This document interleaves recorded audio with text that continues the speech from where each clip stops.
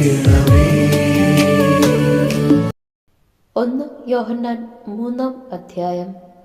നാം ദൈവമക്കൾ. കണ്ടാലും എത്ര വലിയ സ്നേഹമാണ് പിതാവ് നമ്മോട് കാണിച്ചത്. ദൈവമക്കളെന്ന് നാം വിളിക്കപ്പെടുന്നു. നാം അങ്ങനെയാണ് താനും. ലോകം നമ്മെ അറിയുന്നില്ല, കാരണം അത് അവിടുത്തെ അറിഞ്ഞിട്ടില്ല. പ്രിയപ്പെട്ടവരെ, നാം ഇപ്പോൾ ദൈവത്തിൻ്റെ മക്കളാണ്. നാം എന്തായിത്തീരുമെന്ന് ഇതുവരെയും വെളിപ്പെട്ടിട്ടില്ല. എങ്കിലും ഒരു കാര്യം നാം അറിയുന്നു: അവിടുന്ന് പ്രത്യക്ഷനാകുമ്പോൾ നാം അവിടുത്തെ പോലെ ആകും. അവിടുന്ന് ആയിരിക്കുന്നത് പോലെ നാം അവിടുത്തെ കാണുകയും ചെയ്യും. ഈ പ്രത്യാശയുള്ളവൻ അവിടുന്ന് പരിശുദ്ധനായിരിക്കുന്നത് പോലെ തന്നെ വിശുദ്ധനാകുന്നു. പാപം ചെയ്യുന്നവൻ നിയമം ലംഘിക്കുന്നു. പാപം നിയമലംഘനമാണ്. പാപങ്ങൾ ഏറ്റെടുക്കാൻ വേണ്ടിയാണ് അവൻ പ്രത്യക്ഷനായത് എന്ന് നിങ്ങൾ അറിയുന്നു. അവനിൽ പാപമില്ല.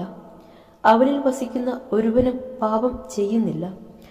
പാപം ചെയ്യുന്ന ഒരുവനും അവനെ കണ്ടിട്ടില്ല, അറിഞ്ഞിട്ടുമില്ല.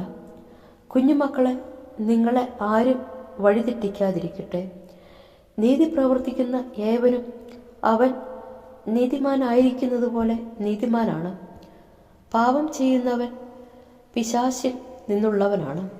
എന്തെന്നാൽ പിശാച് ആദ്യം മുതലേ പാപം ചെയ്യുന്നവരാണ്. പിശാചിൻ്റെ പ്രവൃത്തികളെ നശിപ്പിക്കുന്നതിനു വേണ്ടിയാണ് ദൈവപുത്രൻ പ്രത്യക്ഷനായത്.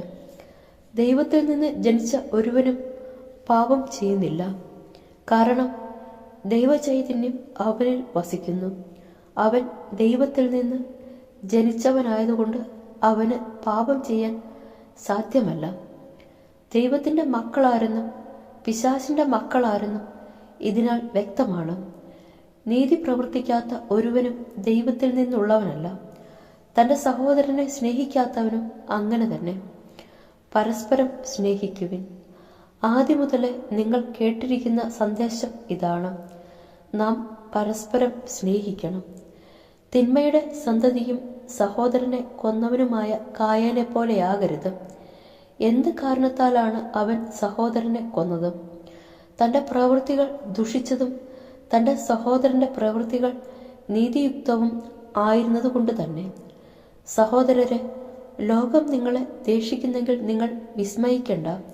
സഹോദരരെ, സ്നേഹിക്കുന്നതുകൊണ്ട് നമ്മൾ മരണത്തിൽ നിന്നും ജീവനിലേക്ക് കടന്നിരിക്കുന്നു എന്ന് നാം അറിയുന്നു. സ്നേഹിക്കാത്തവനാകട്ടെ മരണത്തിൽ തന്നെ നിലകൊള്ളുന്നു. സഹോദരനെ വെറുക്കുന്നവൻ കൊലപാതകിയാണ്. കൊലപാതകിയിൽ നിത്യജീവൻ വസിക്കുന്നില്ല എന്ന് നിങ്ങൾക്കറിയാമല്ലോ. ക്രിസ്തു സ്വന്തം ജീവൻ നമുക്ക് വേണ്ടി പരിത്യജിച്ചു എന്നതിൽ നിന്ന് സ്നേഹം എന്തെന്ന് നാം അറിയുന്നു. നമ്മളും സഹോദരർക്കു വേണ്ടി ജീവൻ പരിത്യജിക്കാൻ കടപ്പെട്ടിരിക്കുന്നു. ലൗകിക സമ്പത്ത് ഉണ്ടായിരിക്കെ ഒരുവൻ തൻ്റെ സഹോദരനെ സഹായം അർഹിക്കുന്നവനായി കണ്ടിട്ടും അവനെതിരെ ഹൃദയം അടയ്ക്കുന്നെങ്കിൽ അവനിൽ ദൈവസ്നേഹം എങ്ങനെ കുടികൊള്ളും? കുഞ്ഞുമക്കളെ, വാക്കിലും സംസാരത്തിലുമല്ല നാം സ്നേഹിക്കേണ്ടത്, പ്രവൃത്തിയിലും സത്യത്തിലുമാണ്. ഇതുമൂലം നമ്മൾ സത്യത്തിൽ നിന്നുള്ളവരാണെന്ന് നാം അറിയുന്നു. നമ്മുടെ ഹൃദയം നമ്മെ കുറ്റപ്പെടുത്തുന്നെങ്കിൽ തന്നെ ദൈവം നമ്മുടെ ഹൃദയത്തേക്കാൾ വലിയവനും എല്ലാം അറിയുന്നവനുമാകയാൽ അവിടുത്തെ സന്നിധിയിൽ നാം സമാധാനം കണ്ടെത്തും. പ്രിയപ്പെട്ടവരെ, ഹൃദയം നമ്മെ കുറ്റപ്പെടുത്തുന്നില്ലെങ്കിൽ ദൈവത്തിൻ്റെ മുമ്പിൽ നമുക്ക് ആത്മധൈര്യമുണ്ട്. നാം ആവശ്യപ്പെടുന്നതെന്തും അവിടുന്ന് നമുക്ക് നൽകുകയും ചെയ്യും. കാരണം നമ്മൾ അവിടുത്തെ കൽപ്പനകൾ അനുസരിക്കുകയും അവിടുത്തേക്ക് പ്രീതിജനകമായത് പ്രവർത്തിക്കുകയും ചെയ്യുന്നു. അവിടുത്തെ പുത്രനായ യേശുവിൻ്റെ നാമത്തിൽ നാം വിശ്വസിക്കുകയും അവൻ നമ്മോട് കൽപ്പിച്ചതുപോലെ നാം പരസ്പരം സ്നേഹിക്കുകയും ചെയ്യണം. ഇതാണ് അവൻ്റെ കൽപ്പന. അവൻ്റെ കൽപ്പനകൾ അനുസരിക്കുന്ന ഏവരും അവനിൽ വസിക്കുന്നു. അവൻ കൽപ്പനകൾ പാലിക്കുന്നവനിലും അവൻ നമുക്ക് നൽകിയിരിക്കുന്ന ആത്മാവ് മൂലം അവൻ നമ്മിൽ വസിക്കുന്നെന്ന് നാം അറിയുകയും ചെയ്യുന്നു.